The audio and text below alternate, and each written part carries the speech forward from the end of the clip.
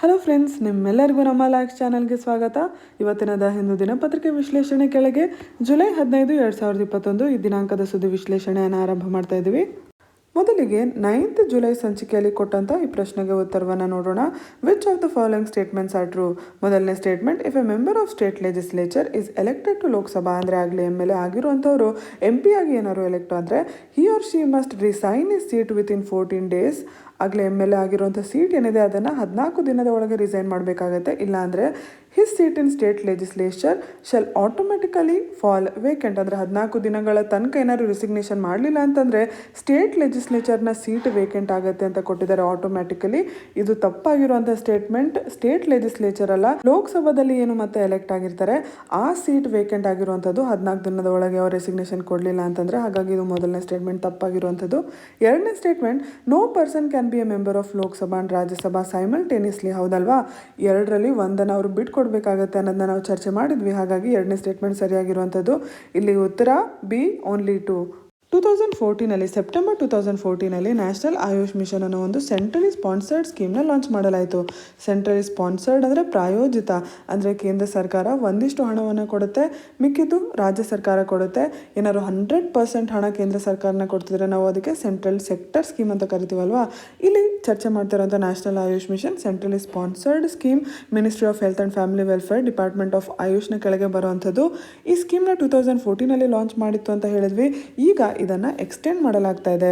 2021 2026 ಈ ಅವಧಿಗೆ ಇದನ್ನು ಎಕ್ಸ್ಟೆಂಡ್ ಮಾಡಿ ಅದಕ್ಕಾಗಿ ಇಷ್ಟು ಹಣವನ್ನು 4607.3 crore ಅಷ್ಟು ಹಣವನ್ನು ಇದರೊಳಗೆ ಖರ್ಚು ಮಾಡಬೇಕು ಈ ಅವಧಿಯಲ್ಲಿ ಅಂತ. ಅದಕ್ಕಾಗಿ ಕ್ಯಾಬಿನೆಟ್ ನೋಟ್ ಸಿಕ್ಕಿರೋ ಬಗ್ಗೆ ಈ ಆರ್ಟಿಕಲ್ ಹೇಳ್ತಾ ಇದೆ. ನಿಮ್ಮ UPSC prelims exam general studies paper 1 ಕೆಳಗೆ ಎಕನಾಮಿಕ್ ಅಂಡ್ ಸೋಷಿಯಲ್ ಡೆವಲಪ್ಮೆಂಟ್ನ ಸಿಲೆಬಸ್ನ ಕೆಳಗೆ ಸೋಷಿಯಲ್ ಸೆಕ್ಟರ್ ಇನಿಷಿಯೇಟಿವ್ಸ್ ಅಂತ ಮೆನ್ಷನ್ ಮಾಡಿದ್ದಾರೆ. ಹಾಗೆ ನಿಮ್ಮ ಜನರಲ್ ಸ್ಟಡೀಸ್ ಪೇಪರ್ 2 ಮೇನ್ಸ್ ಪೇಪರ್ನ ಕೆಳಗೆ issues relating to development and management of social sector ಸರ್ವಿಸಸ್ನ ಕೆಳಗೆ ಹೆಲ್ತ್ನ ಮೆನ್ಷನ್ ಮಾಡಿದ್ದಾರೆ. ಈ ಎರಡು ಸಿಲೆಬಸ್ನ ಹಿನ್ನೆಲೆಯಲ್ಲಿ ನಾವು ನ್ಯಾಷನಲ್ ಆಯುಷ್ ಮಿಷನ್ನ ಬಗ್ಗೆ ತಿಳ್ಕೋಬೇಕು. ಈ ನ್ಯಾಷನಲ್ ಆಯುಷ್ ಮಿಷನ್ನ ಪ್ರಾರಂಭ ಮಾಡಿರುವಂಥ ಉದ್ದೇಶ ಏನು? ಆಯುಷ್ ಮೆಡಿಕಲ್ ಸಿಸ್ಟಮ್ಸ್ನ ಪ್ರಮೋಟ್ ಮಾಡೋಕ್ಕೆ. ನಾವಿಲ್ಲಿ ಆಯುಷ್ ಅಂತ ಅಂದಾಗ ಏನೇನರ ಬಗ್ಗೆ ಹೇಳ್ತಾ ಇದ್ದೀವಿ? ಆಯುರ್ವೇದ, ಯೋಗ, ನ್ಯಾಚುರೋಪತಿ, ಯುನಾನಿ, ಸಿದ್ಧ, ಸೋವಾ ರಿಗ್ಪಾ, ಹೋಮಿಯೋಪತಿ, ಈ ಎಲ್ಲ ಮೆಡಿಕಲ್ ಸಿಸ್ಟಮ್ನ ಸೇರಿಸಿ ನಾವು ಶಾರ್ಟ್ ಫಾರ್ಮ್ಯಾಟಲ್ಲಿ ಆಯುಷ್ ಅಂತ ಕರಿತೀವಿ. ಆಯುರ್ವೇದ ಅಂತಂದಾಗ ಭಾರತದ ಸಬ್ ಕಾಂಟಿನೆಂಟಲ್ಲಿ ಬಂದಂಥ ಒಂದು ಸಿಸ್ಟಮ್ ಆಫ್ ಮೆಡಿಸಿನ್. ಯೋಗ ಭಾರತದ ಒರಿಜಿನ್ ಇರುವಂಥ ಒಂದು physical, mental and spiritual exercise. Naturopathy European origin ಇರುವಂಥದ್ದು, ನೇಚರ್ಗೆ ತನ್ನದೇ ಆದ ಹೀಲಿಂಗ್ ಪವರ್ ಇದೆ ಅಂತ ನಂಬಿರುವಂಥ ಒಂದು system of medicine. Unani Persian ಹಾಗೂ ಅರಬಿಕ್ ಟ್ರೆಡಿಷನಲ್ ಮೆಡಿಸಿನಿಂದ ಬಂದಿರುವಂಥದ್ದು. ಸೌತ್ ಹಾಗೂ ಸೆಂಟ್ರಲ್ ಏಷ್ಯಾದಲ್ಲಿ ಇದನ್ನು ಜಾಸ್ತಿ ಪ್ರಾಕ್ಟೀಸ್ ಮಾಡ್ತಾರೆ. ಸಿದ್ಧ ಇದು ಸೌತ್ ಇಂಡಿಯನ್ ಒರಿಜಿನ್ ಇರುವಂಥ ಒಂದು ಟ್ರೆಡಿಷನಲ್ ಮೆಡಿಸಿನ್. ಸೋವಾ ರಿಗ್ಪಾ ಟ್ರಾನ್ಸ್ ಹಿಮಾಲಯನ್ ರೀಜನ್, ಭಾರತದಲ್ಲಿ ಇರುವಂಥ ಈ ಪ್ರದೇಶದಲ್ಲಿ ಬಂದಿರುವಂಥ ಟ್ರೆಡಿಷನಲ್ ನಾಲೆಡ್ಜ್. ಹೋಮಿಯೋಪತಿ ಇದು ಕೂಡ ಯುರೋಪಿಯನ್ ಒರಿಜಿನ್ ಇರುವಂಥದ್ದು, ನ್ಯಾಚುರೋಪತಿ ಥರ. ಈ ಎಲ್ಲ ಮೆಡಿಕಲ್ ಸಿಸ್ಟಮ್ಸ್ನ ಕೆಳಗೆ ಹೆಲ್ತ್ ಕೇರ್ ನಮ್ಮ ಜನರಿಗೆ ಸಿಗಲಿ ಅನ್ನೋ ಒಂದು ಉದ್ದೇಶದಿಂದ ನ್ಯಾಷನಲ್ ಆಯುಷ್ ಮಿಷನ್ ಕೆಳಗೆ ಕೆಲಸ ಮಾಡಲಾಗ್ತಾ ಇದೆ. ಆಯುಷ್ ಸರ್ವಿಸಸ್ನ ಜನರಿಗೆ ಪ್ರೊವೈಡ್ ಮಾಡುವಂಥದ್ದು. ಏನು ಪ್ರೈಮರಿ ಹೆಲ್ತ್ ಕೇರ್ ಸೆಂಟರ್ಸ್ ಇದೆ, ಕಮ್ಯುನಿಟಿ ಹೆಲ್ತ್ ಕೇರ್ ಸೆಂಟರ್ಸ್ ಇದೆ, ಡಿಸ್ಟ್ರಿಕ್ಟ್ ಹಾಸ್ಪಿಟಲ್ಸ್ ಇದೆ, ಇಲ್ಲೆಲ್ಲ ಆಯುಷ್ ಫೆಸಿಲಿಟೀಸ್ ಕೂಡ ಜನರಿಗೆ ಸಿಗಬೇಕು. ಕಮ್ಮಿ ದರದಲ್ಲಿ ಕಾಸ್ಟ್ ಎಫೆಕ್ಟಿವ್ ವೇಯಲ್ಲಿ ಅವರಿಗೆ ಈ ಸರ್ವಿಸಸ್ ಸಿಗಬೇಕು. ಈ ಮೆಡಿಕಲ್ ಸಿಸ್ಟಮ್ಗೆ ಸಂಬಂಧಪಟ್ಟಂತೆ ಏನು ಇನ್ಸ್ಟಿಟ್ಯೂಷನಲ್ ಕೆಪಾಸಿಟಿನ ಬಲಪಡಿಸಬೇಕು. ಹೇಗೆ ಇದನ್ನು ಬಲಪಡಿಸೋಕ್ಕೆ ಸಾಧ್ಯ? ಈ ಸಿಸ್ಟಮ್ಸ್ಗೆ ಸಂಬಂಧಪಟ್ಟಂಥ ಎಜುಕೇಷನ್ ಇನ್ಸ್ಟಿಟ್ಯೂಷನ್ಸ್ನ ಅಪ್ಗ್ರೇಡ್ ಮಾಡುವಂಥದ್ದು, ಫಾರ್ಮಸೀಸ್ನ, ಡ್ರಗ್ ಟೆಸ್ಟಿಂಗ್ ಲ್ಯಾಬೊರೇಟರೀಸ್ನ, ಇದಕ್ಕೆ ಸಂಬಂಧಪಟ್ಟಂಥ ಎನ್ಫೋರ್ಸ್ ಮೆಕ್ಯಾನಿಸಮ್ನ ತೊಗೊಂಡು ಬರೋದು, ಅಪ್ಗ್ರೇಡ್ ಮಾಡುವಂಥದ್ದು. ಈ ಎಲ್ಲ ಮೆಡಿಕಲ್ ಸಿಸ್ಟಮ್ಸಲ್ಲಿ ಏನು ಔಷಧಿಗಳನ್ನ ಉಪಯೋಗಿಸಲಾಗುತ್ತೆ ಅದರ ಮೆಡಿಸಿನಲ್ ಪ್ಲಾಂಟ್ಸ್ನ ಕಲ್ಟಿವೇಷನಲ್ಲಿ ಸರ್ಕಾರ ಒಳ್ಳೆ ಅಗ್ರಿಕಲ್ಚರಲ್ ಪ್ರಾಕ್ಟೀಸಸ್ಗೆ ಸಪೋರ್ಟ್ ಮಾಡುವಂಥದ್ದು, ಒಳ್ಳೆಯ ಗುಣಮಟ್ಟದ ರಾ ಮೆಟೀರಿಯಲ್ಸ್ನ ಅವ್ರಿಗೆ ದೊರಕಿಸ್ಕೊಡುವಂಥದ್ದು, ಹಾಗೂ ಇವುಗಳ ಏನು ಕ್ವಾಲಿಟಿ ಸ್ಟ್ಯಾಂಡರ್ಡ್ಸ್ ಇರುತ್ತೆ ಅದಕ್ಕಾಗಿ ಸರ್ಟಿಫಿಕೇಷನ್ಗೆ ಸಪೋರ್ಟ್ ಮಾಡುವಂಥದ್ದು, ಅದನ್ನು ಹೇಗೆ ಸ್ಟೋರೇಜ್ ಮಾಡಬೇಕು ಈ ಎಲ್ಲ ಪ್ರಾಕ್ಟೀಸಸಲ್ಲೂ ಕೂಡ ಅವ್ರಿಗೆ ಸಹಾಯ ಮಾಡುವಂಥದ್ದು. ಈ ಮೆಡಿಕಲ್ ಸಿಸ್ಟಮ್ಸ್ಗೆ ಸಂಬಂಧಪಟ್ಟಂತೆ ಯಾರು ಎಂಟರ್ಪ್ರಿನರ್ಸ್ ಅಂದರೆ ಬಿಸ್ನೆಸ್ ಮಾಡೋರು ಇರ್ತಾರೆ ಅವ್ರಿಗೆ ಬೇಕಾಗುವಂಥದ್ದು ಅಂದರೆ ವ್ಯಾಲ್ಯೂ ಎಡಿಷನ್ ಇರ್ಬೋದು, ಮಾರ್ಕೆಟಿಂಗ್ ಇರ್ಬೋದು, ಅವ್ರಿಗೆ ಬೇಕಾಗುವಂಥ ಸಂಪನ್ಮೂಲಗಳನ್ನ ಅವ್ರಿಗೆ ಕ್ಲಸ್ಟರ್ಸ್ನ ಮೂಲಕ ಸಪೋರ್ಟ್ ಮಾಡೋದು, ಇದೆಲ್ಲದನ್ನ ಮಾಡೋದು ನ್ಯಾಷನಲ್ ಆಯುಷ್ ಮಿಷನ್ನ ಒಂದು ಉದ್ದೇಶ ಆಗಿದೆ. ಇದನ್ನು 2 ರೀತಿ ಮ್ಯಾಂಡೇಟರಿ ಕಾಂಪೊನೆಂಟ್ಸ್ ಹಾಗೂ ಫ್ಲೆಕ್ಸಿಬಲ್ ಕಾಂಪೊನೆಂಟ್ಸ್ನ ಮೂಲಕ ಮಾಡಲಾಗ್ತಾ ಇದೆ.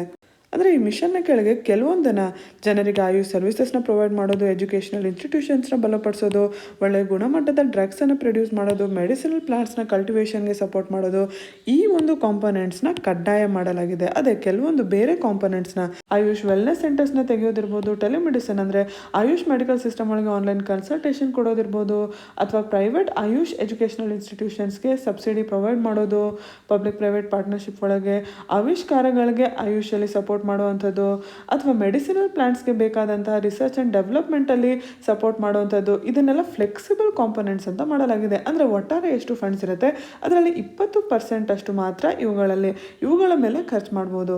ಅದರಲ್ಲೂ ಪ್ರತಿಯೊಂದು ಕಾಂಪೊನೆಂಟ್ಸ್ಗೆ ಕೇವಲ 5% ಅಷ್ಟೇ ಖರ್ಚು ಮಾಡಬೇಕು ಅಂತ ಈ ರೀತಿ ಫ್ಲೆಕ್ಸಿಬಲ್ ಕಾಂಪೊನೆಂಟ್ ಅಂತ ಮ್ಯಾಂಡೇಟರಿ ಕಾಂಪೊನೆಂಟ್ ಅಂತ 2 ಕಾಂಪೊನೆಂಟ್ಸ್ನ ನ್ಯಾಷನಲ್ ಆಯುಷ್ ಮಿಷನ್ ಕೆಳಗೆ ಮಾಡಲಾಗಿದೆ. 2017 ನ್ಯಾಷನಲ್ ಹೆಲ್ತ್ ಪಾಲಿಸಿ ಬಂದಿತ್ತು. ಆ ನ್ಯಾಷನಲ್ ಹೆಲ್ತ್ ಪಾಲಿಸಿ ಒಳಗೆ ಈ ಆಯುಷ್ ಮೆಡಿಕಲ್ ಸಿಸ್ಟಮ್ಸ್ಗೆ ತುಂಬ ಪೊಟೆನ್ಷಿಯಲ್ ಇದೆ, ಈಗಿರುವಂಥ ಹೆಲ್ತ್ ಕೇರಲ್ಲಿ ಅದನ್ನು ಅಳವಡಿಸ್ಕೋಬೇಕು, ಒಂದು ಇಂಟಿಗ್ರೇಟಿವ್ ಹೆಲ್ತ್ ಕೇರ್ ತೊಗೊಂಡು ಬರಬೇಕು ಅನ್ನೋ ಒಂದು ಅಡ್ವೊಕೇಸಿ ನಡೆದಿತ್ತು. ಅದ್ರ ಕೆಳಗೆ ಭಾರತದ ಹೆಲ್ತ್ ಕೇರ್ನ ಇನ್ನೊಂದು ಇಂಪಾರ್ಟೆಂಟ್ ಸ್ಕೀಮ್ ಆಯುಷ್ಮಾನ್ ಭಾರತ್, ಅದರೊಳಗೆ ಆಯುಷ್ ಹೆಲ್ತ್ ಆ್ಯಂಡ್ ವೆಲ್ನೆಸ್ ಸೆಂಟರ್ಸ್ನ ಒಂದು ಕಾಂಪೊನೆಂಟ್ನ ಪ್ರಾರಂಭ ಮಾಡಲಾಗಿತ್ತು. ಆ ಕಾಂಪೊನೆಂಟ್ನ ಕಳೆದ ವರ್ಷ ನ್ಯಾಷನಲ್ ಆಯುಷ್ ಮಿಷನ್ ಒಳಗೆ ಇನ್ಕ್ಲೂಡ್ ಮಾಡಲಾಯಿತು. ಅಂದರೆ ಹೆಲ್ತ್ ಕೇರ್ ಒಳಗೆ ಏನು ಕಾಯಿಲೆಗಳನ್ನ ಅವಾಯ್ಡ್ ಮಾಡೋದು ಅಂದರೆ preventive health care, promotive, curative health care, rehabilitative health care, palliative ಅಂದರೆ ಟರ್ಮಿನಲ್ಲಿ ಇಲ್ಲೇನಿರ್ತಾರೆ ಅವ್ರಿಗೋಸ್ಕರ ಹೆಲ್ತ್ ಕೇರ್, ಈ ರೀತಿ ಹೆಲ್ತ್ ಕೇರ್ ಒಳಗೆ ಆಯುಷ್ ಕೆಳಗೆ ಏನು ಪ್ರಿನ್ಸಿಪಲ್ಸ್ ಇದೆ, ಪ್ರಾಕ್ಟೀಸಸ್ ಇದೆ, ಅದನ್ನು ಈ ಹೆಲ್ತ್ ಆ್ಯಂಡ್ ವೆಲ್ನೆಸ್ ಮಾಡೆಲ್ನ ಕೆಳಗೆ ತೊಗೊಂಡು ಬರೋ ಪ್ರಯತ್ನ ಮಾಡ್ತಾ ಇದ್ವಿ. ನಾವೀಗ ಚರ್ಚೆ ಮಾಡ್ತಾ ಇರೋದು ಈ ನ್ಯಾಷನಲ್ ಆಯುಷ್ ಮಿಷನ್ನ ನಾವು 2026 ತನಕ ಎಕ್ಸ್ಟೆಂಡ್ ಮಾಡ್ತಾ ಇದ್ವಿ. ಸೊ ಇದ್ರ ಕೆಳಗೆ ಏನು ಹೆಲ್ತ್ ಕೇರ್ ಸರ್ವಿಸಸ್, ಒಳ್ಳೆ ಮೆಡಿಸಿನ್ಸ್, ಮ್ಯಾನ್ ಪವರ್ನ ಪ್ರೊವೈಡ್ ಮಾಡಬೇಕು ಅನ್ನೋ ಪ್ರಯತ್ನ ನಡೀತಾ ಇದೆ. ಅದು ಇನ್ನಷ್ಟು ಜಾಸ್ತಿ ಆಗುತ್ತೆ. ಇನ್ನಷ್ಟು ಡಿಸೀಸಸ್ನ ರೆಡ್ಯೂಸ್ ಮಾಡೋದ್ರ ಮೇಲೆ ಫೋಕಸ್ ಮಾಡಿ ಆಯುಷ್ ಎಜುಕೇಷನ್ನ ಇಂಪ್ರೂವ್ ಮಾಡಬೇಕು ಅನ್ನೋ ಉದ್ದೇಶವನ್ನು ಕೂಡ ನಾವು ಇಟ್ಕೊಂಡಿದ್ದೀವಿ. ಪರೀಕ್ಷಾ ದೃಷ್ಟಿಕೋನದಿಂದ ನಿಮಗೆ ಇದೆಲ್ಲದ್ರ ಬಗ್ಗೆ ಅಂದರೆ ಪ್ರಿಲಿಮ್ಸ್ ಪಾಯಿಂಟ್ ಆಫ್ ವ್ಯೂಯಿಂದ ನೋಡಿದಾಗ ಯಾವಾಗ ಇದನ್ನು ಲಾಂಚ್ ಮಾಡಿದ್ರು, ಯಾವ ಮಿನಿಸ್ಟ್ರಿ ಕೆಳಗೆ ಬರುತ್ತೆ, ಸೆಂಟ್ರಲಿ ಸ್ಪಾನ್ಸರ್ಡ್ ಸ್ಕೀಮ್ ಆಗಿರುವಂಥದ್ದು, ಹೇಗೆ ಇದರೊಳಗೆ ಏನು ಆಬ್ಜೆಕ್ಟಿವ್ಸ್ ಇದೆ, ಏನೇನು ಮಾಡಲಾಗುತ್ತೆ, ಇದೆಲ್ಲ ಗೊತ್ತಿರಬೇಕು. ನಿಮ್ಮ ಮೇನ್ಸ್ ಎಕ್ಸಾಮ್ ಪರ್ಸ್ಪೆಕ್ಟಿವಿಂದನೂ ಕೂಡ ಈ ಮಿಷನ್ ಒಳಗೆ ಏನಿದೆ, ಯಾಕಿದೆ, ಎಷ್ಟು ಉಪಯೋಗ ಇದೆ, ಎಲ್ಲದ್ರ ಬಗ್ಗೆ ನಿಮಗೆ ಗೊತ್ತಿರಬೇಕು. ಮುಂದೆ ಚರ್ಚೆ ಮಾಡ್ತಾನೆ ಒಂದು article, Taliban seize border crossing with Pakistan, general studies paper to international relations ಹಾಗೂ prelim syllabus current events of international importance ಕೆಳಗೆ ಬರುವಂಥ ಆರ್ಟಿಕಲ್. ನಿಮಗೆ ನೆನಪಿದ್ರೆ ನಾವು ಕಳೆದ ವಾರ 9th ಜುಲೈ ಸಂಚಿಕೆಯಲ್ಲಿ ಟ್ರಬ್ಲಿಂಗ್ ಪ್ರಾಸ್ಪೆಕ್ಟ್ಸ್ ಇನ್ ಅಫ್ಘಾನಿಸ್ತಾನ್ ಅನ್ನೋ ಒಂದು ಎಡಿಟೋರಿಯಲ್ ಆರ್ಟಿಕಲ್ನ ನೋಡಿದ್ವಿ. ಅಫ್ಘಾನಿಸ್ತಾನ್ನ ಪೀಸ್ ಪ್ರೊಸೆಸ್ ಹಾಗೂ ಅಫ್ಘಾನಿಸ್ತಾನಲ್ಲಿ ಈಗ ಏನು USA ತನ್ನ ಟ್ರೂಪ್ಸ್ನ August 31 ಒಳಗೆ ವಿತ್ಡ್ರಾ ಮಾಡ್ಕೋತೀನಿ ಅಂತ ತೀರ್ಮಾನವನ್ನು ತಗೊಂಡಿದ್ದ ಆ ಹಿನ್ನೆಲೆಯಲ್ಲಿ ಅಫ್ಘಾನಿಸ್ತಾನಲ್ಲಿ ಮುಂದೆ ಏನಾಗುತ್ತೆ, ಅದರ ಭವಿಷ್ಯ ಹೇಗಿರುತ್ತೆ ಅನ್ನೋದು 3 ಫ್ಯಾಕ್ಟರ್ಸ್ ಮೇಲೆ ಡಿಪೆಂಡೆಂಟ್ ಇದೆ ಅಂತ ನಾವು ಈ ಎಡಿಟೋರಿಯಲ್ ಅಲ್ಲಿ ನೋಡಿದ್ವಿ. ಮೊದಲನೇದು ತಾಲಿಬಾನ್, ಅಂದರೆ ಇಷ್ಟು ವರ್ಷಗಳಲ್ಲಿ ಏನು US ಟ್ರೂಪ್ಸ್ ಇತ್ತು ಆ ಅವಧಿಯಲ್ಲಿ ತಾಲಿಬಾನ್ ಬದಲಾಗಿದೆಯಾ ಅನ್ನುವಂಥದ್ದು. ಎರಡನೇದು ಅಫ್ಘಾನಿಸ್ತಾನ್ ಸರ್ಕಾರ, ಆ ಸರ್ಕಾರ ಯುನೈಟೆಡ್ ಆಗಿ ತಾಲಿಬಾನ್ನ ಫೇಸ್ ಮಾಡೋಕ್ಕೆ ಸಾಧ್ಯನಾ ಅನ್ನೋದು. ಮೂರನೇದು ಅಫ್ಘಾನಿಸ್ತಾನಲ್ಲಿ ಏನು ಟೆರರಿಸಮ್ ಇದೆ ಅದರಿಂದ ಪಾಕಿಸ್ತಾನ್ಗೆ ಎಷ್ಟು ಎಫೆಕ್ಟ್ ಆಗುತ್ತೆ ಅನ್ನೋದ್ರ ಬಗ್ಗೆ ಪಾಕಿಸ್ತಾನ್ಗೆ ಅರಿವಾಗಿದೆಯಾ ಅನ್ನುವಂಥದ್ದು. ಸೊ ಈ 3 ವಿಷಯಗಳ ಮೇಲೆ ಅಫ್ಘಾನಿಸ್ತಾನ ಭವಿಷ್ಯ ಇರುತ್ತೆ ಅನ್ನೋದ್ರ ಬಗ್ಗೆ ನಾವು ಚರ್ಚೆ ಮಾಡಿದ್ವಿ. ಈಗ ನಾವೇನು ಆರ್ಟಿಕಲ್ಸ್ನ ನೋಡ್ತಾ ಇದ್ದೀವಿ. ಇವತ್ತಿನ ಸುದ್ದಿ ಏನಾಗಿದೆ, Taliban seize border crossing with Pakistan. Afghanistan Pakistan border ಅಲ್ಲಿ ಇರುವಂತ ಒಂದು ಪ್ರದೇಶ. ನೀವಿಲ್ಲಿ ಸ್ಪಿನ್ ಬೋಲ್ಡಕ್ ಅಂತ ಏನು ನೋಡ್ತಾ ಇದ್ರೆ ಇದೊಂದು ಫ್ರಾಂಟಿಯರ್ ಅಲ್ಲಿ ಇರುವಂತ ಜಾಗ. ಈ ಬಾರ್ಡರ್ ಕ್ರಾಸಿಂಗ್ ಜಾಗವನ್ನ ತಾಲಿಬಾನ್ ತನ್ನ ವಶಕ್ಕೆ ಕ್ಯಾಪ್ಚರ್ ಮಾಡ್ಕೊಂಡಿದೆ. ಇವಾಗ ಈ ಜಾಗ ಅಫ್ಘಾನಿಸ್ತಾನ ಕಂದಹಾರ್ ಪ್ರಾವಿನ್ಸ್ ಒಳಗೆ ಇದೆ. ನಾವು ಅಫ್ಘಾನಿಸ್ತಾನ ಚರ್ಚೆ ಮಾಡ್ಬೇಕಾದ್ರೆ ಯಾಕೆ ಪಾಕಿಸ್ತಾನ ಕೂಡ ಅಷ್ಟು ಮುಖ್ಯ ಆಗುತ್ತೆ, ನಾವು 11th June Hindu news paper ಅನಾಲಿಸಿಸ್ನ ಸಂಚಿಕೆಯಲ್ಲಿ ದೀರ್ಘವಾಗಿ ಚರ್ಚೆ ಮಾಡಿದ್ವಿ. ಅಫ್ಘಾನಿಸ್ತಾನಲ್ಲಿ ಐತಿಹಾಸಿಕವಾಗಿ ಏನು ನಡೆದಿದೆ, USA ಯಾಕೆ ಅಫ್ಘಾನಿಸ್ತಾನ ಒಳಗೆ ಬಂತು, ನಂತರ ಯಾಕೆ ಬಿಡಬೇಕಂತ ಆಯಿತು, ಯಾಕೆ US ತಾಲಿಬಾನ್ನ ಪೀಸ್ ಡೀಲ್ ಆಯಿತು, ಅದೆಲ್ಲದ್ರ ಬಗ್ಗೆ ನಾವು ಚರ್ಚೆ ಮಾಡಿದ್ವಿ. ಸೊ ಆ ಹಿನ್ನೆಲೆ ಇಲ್ಲ ಅಂತಂದರೆ ಪ್ಲೀಸ್ ಆ ವಿಡಿಯೋವನ್ನು ರೆಫರ್ ಮಾಡಿ. ಈ ಅಫ್ಘಾನಿಸ್ತಾನ್ ಪಾಕಿಸ್ತಾನ್ ಪ್ರದೇಶ ಏನಿದೆ, ಪಾಕಿಸ್ತಾನಲ್ಲಿ ಏನು ಎಕ್ಸ್ಟ್ರೀಮಿಸ್ಟ್ ಫೋರ್ಸಸ್ ಇದೆ, ಅಫ್ಘಾನಿಸ್ತಾನಲ್ಲಿ ಏನು ಎಕ್ಸ್ಟ್ರೀಮಿಸ್ಟ್ ಫೋರ್ಸಸ್ ಇದೆ, ಇವರಿಬ್ಬರ ಮಧ್ಯೆ ಒಂದು ನೆಟ್ವರ್ಕ್ ಇದೆ. ಹಾಗಾಗಿ ಈಗ ತಾಲಿಬಾನ್ ಏನು ಈ ಸ್ಪಿನ್ ಬೋಲ್ಡಕ್ ಪ್ರದೇಶ ಪಾಕಿಸ್ತಾನ್ ಬಾರ್ಡರ್ ಕ್ರಾಸಿಂಗ್ ಹತ್ರ ತನ್ನ ಕೆಳಗೆ ತೊಗೊಂಡು ಬಂದಿದೆ, ಅದು ತುಂಬ ಸ್ಟ್ರಾಟಜಿಕ್ ವ್ಯಾಲ್ಯೂವನ್ನು ಹೊಂದಿರುವಂಥದ್ದು. ಈ ಸ್ಪಿನ್ ಬೋಲ್ಡಕ್ ಜಾಗದಿಂದ ಪಾಕಿಸ್ತಾನ ಬಲೂಚಿಸ್ತಾನ್ ಪ್ರಾವಿನ್ಸ್ ಏನಿದೆ ಅದಕ್ಕೆ ಡೈರೆಕ್ಟ್ ಆಕ್ಸೆಸ್ ಸಿಗುತ್ತೆ. ಈ ಪ್ರದೇಶದಲ್ಲಿ ತುಂಬ ಮುಂಚೆಯಿಂದನೂ ಕೂಡ ಈ ಇನ್ಸರ್ಜೆನ್ಸ್, ಎರಡೂ ದೇಶದಲ್ಲಿ ಏನು ಇನ್ಸರ್ಜೆನ್ಸ್ ಇದ್ದಾರೆ ಅವರ ಟಾಪ್ ಲೀಡರ್ಶಿಪ್ ಇಲ್ಲಿಂದ ಬೇಸ್ ಆಗಿದ್ದಾರೆ. ಅಂದರೆ ಈ ಇನ್ಸರ್ಜೆಂಟ್ಸ್ನ ಏನು ಮೋಸ್ಟ್ ಆಫ್ ದ ಫ್ಯಾಮಿಲೀಸ್ ಇದೆ ಅವರೆಲ್ಲ ಬಲೂಚಿಸ್ತಾನಲ್ಲೇ ಇರುವಂಥದ್ದು. ಇವರಿಗೆ ಮೆಡಿಕಲ್ ಟ್ರೀಟ್ಮೆಂಟ್ ಬೇಕಾಗಿರಲಿ, ಈ ಥರದ ಏನೇ ಒಂದು ಅವಶ್ಯಕತೆ ಇರಲಿ ಅವರು ಬಲೂಚಿಸ್ತಾನ್ಗೆ ಹೋಗುವಂಥದ್ದು. ಹಾಗಾಗಿ ಅವರಿಗೆ ಕ್ಯಾಪ್ಚರ್ ಮಾಡಿರುವಂಥ ಸ್ಪಿನ್ ಬೋಲ್ಡಕ್ ಜಾಗದಿಂದ ಬಲೂಚಿಸ್ತಾನ್ಗೆ ಡೈರೆಕ್ಟ್ ಆಕ್ಸೆಸ್ ಸಿಗುತ್ತೆ. ಹಾಗೆ ಪಾಕಿಸ್ತಾನ ಕಮರ್ಷಿಯಲ್ ಕ್ಯಾಪಿಟಲ್ ಆಗಿರುವಂಥ ಕರಾಚಿ ಈ ಜಾಗಕ್ಕೂ ಕೂಡ ಒಂದು ಹೈವೇ ಕನೆಕ್ಟ್ ಆಗುತ್ತೆ. ಯಾಕೆ ಇದು ಇಂಪಾರ್ಟೆಂಟ್ ಆಗುತ್ತೆ? ಈ ಕರಾಚಿ ಕೆಳಗೆ ಇಲ್ಲಿ ನಾವೇನು ಅರೇಬಿಯನ್ ಸೀನ ನೋಡ್ತೀವಿ. ಈ ಪ್ರದೇಶ ಹಿರೋಯಿನ್ ಟ್ರೇಡ್ಗೆ ತುಂಬ ಫೇಮಸ್ ಆಗಿರುವಂಥದ್ದು. ಯಾವುದೇ ಒಂದು ಇನ್ಸರ್ಜೆಂಟ್ಸ್ ಇರಲಿ, ತಾಲಿಬಾನ್ ಅಂತ ಒಂದು ಗ್ರೂಪ್ ಇರಲಿ, ಅವ್ರಿಗೆ ಹಣದ ಅವಶ್ಯಕತೆ ಇರುತ್ತೆ. ಯಾವುದೇ ಟೆರರಿಸಮ್ಗೂ ಹಣದ ಅವಶ್ಯಕತೆ ಇರುತ್ತೆ. ಅವ್ರಿಗೆ ಈ ಹಿರೋಯಿನ್ ಟ್ರೇಡ್ ಏನು ಈ ಪ್ರದೇಶದಿಂದ ನಡೀತಿದೆ ಅಲ್ಲಿಂದ ಹಣ ಸಿಗ್ತಿರೋವಂಥದ್ದು. ಹಾಗಾಗಿ ಅವ್ರಿಗೆ ಈ ಪ್ರದೇಶಕ್ಕೆ ಆಕ್ಸೆಸ್ ಸಿಕ್ತು ಅಂತಂದರೆ ಅವ್ರಿಗೆ ಹಣ ಸಿಗುತ್ತೆ ಅಂತ ಅರ್ಥ. ಹಾಗಾದರೆ ಈಗ ಏನು ಎಕ್ಸ್ಟ್ರೀಮಿಸ್ಟ್ ಆಕ್ಟಿವಿಟೀಸ್ ನಡೆಯುತ್ತೆ ಅದು ಕಂಟಿನ್ಯೂ ಮಾಡೋಕ್ಕೆ ಅವ್ರಿಗೆ ಸಂಪನ್ಮೂಲಗಳು ಸಿಗುತ್ತೆ ಅಂತ ಅರ್ಥ. ಇನ್ನು ನಾವು ಅಫ್ಘಾನಿಸ್ತಾನ ಭವಿಷ್ಯ ತಾಲಿಬಾನ್ ಬದಲಾಗಿದೆಯೋ ಇಲ್ವೋ ಅನ್ನೋದ್ರ ಮೇಲೆ ಡಿಪೆಂಡ್ ಆಗುತ್ತೆ ಅಂತ ಹೇಳಿದ್ವಿ. ನಮಗೆಲ್ಲ ಗೊತ್ತಿರೋ ಹಾಗೆ ತಾಲಿಬಾನ್ನ ಕೆಳಗೆ ಮಹಿಳೆಯರಿಗೆ ಜಾಸ್ತಿ ಸ್ವಾತಂತ್ರ್ಯ ಇಲ್ಲ, ಅವರು ಸ್ಕೂಲ್ಗೆ ಹೋಗೋ ಹಾಗಿಲ್ಲ. ಈಗಾಗಲೇ ಈ ಇನ್ಸರ್ಜೆನ್ಸ್ ಕೆಳಗೆ ಯಾವ ಪ್ರದೇಶಗಳು ಬಂದಿದೆ ಅಲ್ಲಿ ಮೊದಲಿನ ಥರನೇ ಆಗ್ತಾ ಇದೆ. 1996ಇಂದ 2001 ಈ ಅವಧಿಯಲ್ಲಿ ಅಫ್ಘಾನಿಸ್ತಾನಲ್ಲಿ ತಾಲಿಬಾನ್ ರೂಲ್ ಇತ್ತು. ಆ ಅವಧಿಯಲ್ಲಿ ಏನೆಲ್ಲ ಅಫ್ಘಾನಿಸ್ತಾನಲ್ಲಿ ಅನುಭವಿಸಿದ್ರು ಈಗ ಮತ್ತೆ ಅದು ಬರುತ್ತೇನೋ ಅನ್ನೋ ರೀತಿ ಕಾಣ್ತಾ ಇದೆ. ಈಗಾಗಲೇ ಅವರ ಟೆರಿಟರಿಯಲ್ಲಿ ಇರುವಂಥ ಮಹಿಳೆಯರು ಹೊರಗೆ ಹೋಗಬಾರ್ದು, ಅಂದರೆ ಪುರುಷ ಜೊತೆಗಿಲ್ಲದೆ ಅವರು ಹೊರಗೆ ಹೋಗಬಾರ್ದು, ಪುರುಷರು ಶೇವ್ ಮಾಡಬಾರ್ದು. ಈ ರೀತಿ ಮುಂಚೆ ಏನು ಅವರು harsh interpretation of Islamic rule ಮಾಡ್ತಾ ಇದ್ರು ಅದು ಕಂಟಿನ್ಯೂ ಆಗೋ ರೀತಿ ಕಾಣ್ತಾ ಇದೆ. ಆದರೆ ಈ ಒಂದು ಅವಧಿಯಲ್ಲಿ ಅಂದರೆ ಅವರ ರೂಲ್ ಮುಗಿದ ನಂತರ ತುಂಬ ಚೇಂಜಸ್ ಆಗಿದೆ. ಅಂದರೆ ಸಣ್ಣ ಮಕ್ಕಳು, ಯಂಗ್ ಗರ್ಲ್ಸ್ ಎಜುಕೇಷನ್ಗೆ ಹೋಗ್ತಾ ಇದ್ದಾರೆ, ಎಂಬ್ರಾಯ್ಡ್ರಿ, ಟೇಲರಿಂಗ್, ಶೂ ಮೇಕಿಂಗ್ ಈ ರೀತಿ ಬೇರೆ ಬೇರೆ ಕೆಲಸಕ್ಕೆ ಹೋಗ್ತಾ ಇದ್ದಾರೆ. ಈಗ ಮತ್ತೆ ಇಲ್ಲಿ ತಾಲಿಬಾನ್ ರೂಲ್ ಬರುತ್ತೆ ಅಂದರೆ ಇದಕ್ಕೆಲ್ಲ ಅಡ್ಡಿ ಆಗುತ್ತೆ ಅನ್ನೋದ್ರ ಬಗ್ಗೆ ಅವ್ರಿಗೆ ಬೆದರಿಕೆ ಉಂಟಾಗ್ತಾ ಇದೆ. ಸೊ ಏನು ಪ್ರಶ್ನೆ ಆಗಿತ್ತು ತಾಲಿಬಾನ್ ಬದಲಾಗಿದೆ ಇಷ್ಟು ಅವಧಿಯಲ್ಲಿ ಅಂತಂದರೆ ಈ ಎಲ್ಲದನ್ನು ನೋಡಿದ್ರೆ ಬದಲಾಗಿಲ್ಲ ಅನ್ನೋದು ಮುಂದೆ ಬರ್ತಾ ಇದೆ. ಹೀಗೆ ಅಫ್ಘಾನಿಸ್ತಾನಲ್ಲಿ ಇರುವಂಥ ಬೇರೆ ಬೇರೆ ಟೌನ್ಸ್, ಬಾರ್ಡರ್ ಚೆಕ್ ಪಾಯಿಂಟ್ಸ್ನ ತಾಲಿಬಾನ್ ತನ್ನ ವಶಕ್ಕೆ ತೊಗೊಂಡು ಬರ್ತಾ ಇದೆ, ರ್ಯಾಪಿಡ್ ಅಡ್ವಾನ್ಸಸ್ನ ಮಾಡ್ತಾ ಇದೆ. ಆದರೆ ಹೀಗೆ ಒತ್ತಾಯವಾಗಿ ಹಿಂಸೆಯನ್ನು ಉಪಯೋಗಿಸ್ಕೊಂಡು ಅಧಿಕಾರವನ್ನು ತೊಗೊಳೋದನ್ನು ಇಡೀ ಜಗತ್ತು ರೆಕಗ್ನೈಸ್ ಮಾಡಲ್ಲ ಅಂತ ಭಾರತ ಹೇಳ್ತಾ ಇದೆ. ಈಗಾಗಲೇ ಅಫ್ಘಾನಿಸ್ತಾನಲ್ಲಿ ತಾಲಿಬಾನ್ ರೂಲ್ ತುಂಬ ವರ್ಷಗಳ ಕಾಲ ಇತ್ತು. ಇತಿಹಾಸದ ಸಮಯಕ್ಕೆ ಅಫ್ಘಾನಿಸ್ತಾನ್ ವಾಪಸ್ ಹೋಗಬಾರ್ದು, ಅಫ್ಘಾನಿಸ್ತಾನ್ನ ಭವಿಷ್ಯ ಹಾಗಾಗಬಾರ್ದು ಅಂತ ಭಾರತ ಹೇಳ್ತಾ ಇದೆ. ಇಲ್ಲಿ ಪೀಸ್ ನೆಗೋಸಿಯೇಷನ್ಸ್ ನಡಿಬೇಕು, ಒಂದು ಅಕ್ಸೆಪ್ಟಬಲ್ ಕಾಂಪ್ರಮೈಸ್ ಆಗಬೇಕು. ಅಂದರೆ ಕೊನೆಗೆ ಒಂದು ಇಡೀ ಪೀಸ್ ಪ್ರೊಸೆಸ್ನ ಅಂತ್ಯದಲ್ಲಿ ಏನಾಗಬೇಕು, ಅಫ್ಘಾನಿಸ್ತಾನಲ್ಲಿ ಪ್ರಜಾಪ್ರಭುತ್ವ, ಒಂದು ನ್ಯೂಟ್ರಲ್ ಅಫ್ಘಾನಿಸ್ತಾನ್ ಆಗಬೇಕು. ಅಂದರೆ ಅಲ್ಲಿ ಸಿವಿಲಿಯನ್ಸ್ಗೆ ಟೆರರಿಸ್ಟ್ ಅಟ್ಯಾಕ್ ಆಗ್ಬೋದು ಅನ್ನೋ ಚಿಂತೆ ಇರಬಾರ್ದು, ಅವ್ರಿಗೆ ರಕ್ಷಣೆ ಇರಬೇಕು, ಭಯೋತ್ಪಾದನೆಯಿಂದ ಬೆದರಿಕೊಂಡು ಅವರು ಬದುಕಬಾರ್ದು. ಆ ರೀತಿ ಒಂದು ಅಂತ್ಯಕ್ಕೆ ನಾವು ಅಫ್ಘಾನಿಸ್ತಾನ ತೊಗೊಂಡೋಗ್ಬೇಕು, ಅಫ್ಘಾನಿಸ್ತಾನ್ ಭವಿಷ್ಯ ಹೀಗಿರಬೇಕು ಅಂತ ಭಾರತ ಹೇಳ್ತಾ ಇದೆ. ನಿಮ್ಮ ಪರೀಕ್ಷಾ ದೃಷ್ಟಿಕೋನದಿಂದ ಪ್ರಿಲಿಮ್ಸ್ ಎಕ್ಸಾಮ್ಗೆ ಎಸ್ಪೆಷಲಿ ಏನು ಮ್ಯಾಪಿಂಗ್ ನೋಡಿದ್ವಿ, ಈಗ ಸ್ಪಿನ್ ಬೋಲ್ಡಾಗಿ ನೋಡಿದ್ವಿ, ಆ ರೀತಿ ಬಾರ್ಡರ್ ಕ್ರಾಸಿಂಗ್ಸ್ ಹಾಗೂ ಟೌನ್ಸ್ ಏನು ಸುದ್ದಿಯಲ್ಲಿರ್ತವೆ ಅವುಗಳ ಮ್ಯಾಪಿಂಗ್ ತುಂಬ ಇಂಪಾರ್ಟೆಂಟ್ ಆಗುತ್ತೆ. ಜನರಲ್ ಸ್ಟಡೀಸ್ ಪೇಪರ್ 2 ಇಂಟರ್ನ್ಯಾಷನಲ್ ರಿಲೇಷನ್ಸ್ಗಳಿಗೆ Afghanistan peace process completely important ಆಗಿರುವಂಥ ಟಾಪಿಕ್. ಯಾಕೆಂದರೆ ಭಾರತಕ್ಕೆ ಅಫ್ಘಾನಿಸ್ತಾನ್ ತುಂಬ ಇಂಪಾರ್ಟೆಂಟ್. ನಾವೀಗಾಗಲೇ 11 ಜೂನ್ ಸಂಚಿಕೆಯಲ್ಲಿ ಅದ್ರ ಬಗ್ಗೆ ಚರ್ಚೆ ಮಾಡಿದ್ದೀವಿ. USA ಟ್ರೂಪ್ಸನ್ನು ಹಿಂಪಡೆಯುತ್ತೆ ಅಂತ ಅನೌನ್ಸ್ ಮಾಡಿದ ಮೇಲೆ ಈ ರೀತಿ ಬೆಳವಣಿಗೆಗಳು ಆಗೋದು ಸಹಜ. ಇದನ್ನು ನೀವು ಟ್ರ್ಯಾಕ್ ಮಾಡ್ಕೋಬೇಕು, ಅಪ್ಡೇಟ್ ಮಾಡ್ಕೋತಾ ಇರಬೇಕು. ನಿಮ್ಮ ಪ್ರಿಲಿಮ್ಸ್ ಎಕ್ಸಾಮ್, ಮೇನ್ಸ್ ಎಕ್ಸಾಮ್ ಎರಡೂ ಪಾಯಿಂಟ್ ಆಫ್ ವ್ಯೂ ಇಂದ ಇಂಪಾರ್ಟೆಂಟ್. ಈ ಆರ್ಟಿಕಲ್ ಒಳಗೆ ಈ ಸ್ಟ್ಯಾಂಡನ್ನು ಭಾರತ ಎಲ್ಲಿ ತಗೊಳ್ತಿದೆ, ಶಾಂಘೈ ಕೋಆಪರೇಷನ್ ಆರ್ಗನೈಸೇಷನ್ ಇದರ ಒಂದು ಮಿನಿಸ್ಟೀರಿಯಲ್ ಲೆವೆಲ್ನ ಕಾಂಟ್ಯಾಕ್ಟ್ ಗ್ರೂಪ್ ಮೀಟಿಂಗ್ ಏನು ನಡೀತು ಅದರಲ್ಲಿ ಭಾರತ ಈ ಒಂದು ಸ್ಟ್ಯಾಂಡ್ನ ತಗೊಂಡಿದ್ದು. ಈ SCO ಅಂದರೆ ಶಾಂಘೈ ಕೋಆಪರೇಷನ್ ಆರ್ಗನೈಸೇಷನ್. ಯುರೇಷಿಯಾ ಪ್ರದೇಶ ಏನಿದೆ ಈ ಪ್ರದೇಶದಲ್ಲಿ ಸ್ಥಿರತೆ, ಶಾಂತಿಯನ್ನು ಕಾಪಾಡ್ಕೊಳ್ಳೋದಕ್ಕೆ ಒಂದು ಪರ್ಮನೆಂಟ್ ಇಂಟರ್ ಇಂಟರ್ನ್ಯಾಷನಲ್ ಆರ್ಗನೈಸೇಷನ್ ಈ SCO. ಇದರೊಳಗೆ ಮೆಂಬರ್ ಕಂಟ್ರೀಸ್ ನಾವಿಲ್ಲಿ ನೋಡ್ತಾ ಇರೋ ಹಾಗೆ Russia, Kazakhstan, Kyrgyz republic of Uzbekistan, Tajikistan, Bharat, Pakistan ಹಾಗೂ ಚೈನಾ ಬರುತ್ತೆ. ಈ ಎಲ್ಲ ಮೆಂಬರ್ ಕಂಟ್ರೀಸಲ್ಲಿ ಭಾರತ ಹಾಗೂ ಪಾಕಿಸ್ತಾನ್ 2017ನಲ್ಲಿ SCOನ ಸೇರ್ಕೊಂಡಿದ್ದು. 2015ಇಂದನೇ ಅಫ್ಘಾನಿಸ್ತಾನ್ ಕೂಡ ಈ ಶಾಂಘೈ ಕೋಆಪರೇಷನ್ ಆರ್ಗನೈಸೇಷನ್ನ ಮೆಂಬರ್ ಆಗಬೇಕು ಅಂತ ಪ್ರಯತ್ನ ಮಾಡ್ತಾ ಇದೆ. ಆದರೆ ಇವತ್ತಿಗೂ ಕೂಡ ಅಬ್ಸರ್ವರ್ ಸ್ಟೇಟಸ್ನ ಏನು ಪಡ್ಕೊಂಡಿದೆ. ಈ ಅಫ್ಘಾನಿಸ್ತಾನ್ ಕೂಡ ಯುರೇಷಿಯಾದ ಒಂದು ಭಾಗ ಅಲ್ವಾ. ಈ ಪ್ರದೇಶದಲ್ಲಿ ಶಾಂತಿಯನ್ನು ಕಾಪಾಡ್ಕೊಳ್ಳುವಂಥದ್ದು, ಭಯೋತ್ಪಾದನೆಯ ವಿರುದ್ಧ ಕೆಲಸ ಮಾಡೋದು ಶಾಂಘೈ ಕೋಆಪರೇಷನ್ ಆರ್ಗನೈಸೇಷನ್ನ ಒಂದು ಉದ್ದೇಶ ಕೂಡ ಆಗಿದೆ. ಹಾಗಾಗಿ ಈ ಹಿನ್ನೆಲೆಯಲ್ಲಿ ಈ ಮೀಟಿಂಗಲ್ಲಿ ಅಫ್ಘಾನಿಸ್ತಾನ್ ಒಳಗೆ ಹೇಗೆ ಸೋಷಿಯೋ ಎಕನಾಮಿಕ್ ಡೆವಲಪ್ಮೆಂಟ್ನ ಪ್ರಾಕ್ಟಿಕಲ್ ಆಗಿ ತೊಗೊಂಡ್ಬರ್ಬೇಕು ಅನ್ನೋದ್ರ ಬಗ್ಗೆ ಚರ್ಚೆ ಆಯಿತು. ಆ ಹಿನ್ನೆಲೆಯಲ್ಲಿ ತಾಲಿಬಾನ್ ಬಗ್ಗೆಯಲ್ಲಿ ಚರ್ಚೆ ಆಗಿರುವಂಥದ್ದು. ಮುಂದೆ ಚರ್ಚೆ ಮಾಡ್ತಿರುವಂಥ article Modi Maldivian president hold talks. ಇದು ನಿಮ್ಮ general studies paper 2 international relations ಕೆಳಗೆ ಏನು ಸಬ್ ಟಾಪಿಕ್ ಇದೆ, ಇಂಡಿಯಾ ಆ್ಯಂಡ್ ಇಟ್ಸ್ ನೇಬರ್ಹುಡ್ ಅಂತ ಅದ್ರ ಕೆಳಗೆ ಬರುವಂಥದ್ದು.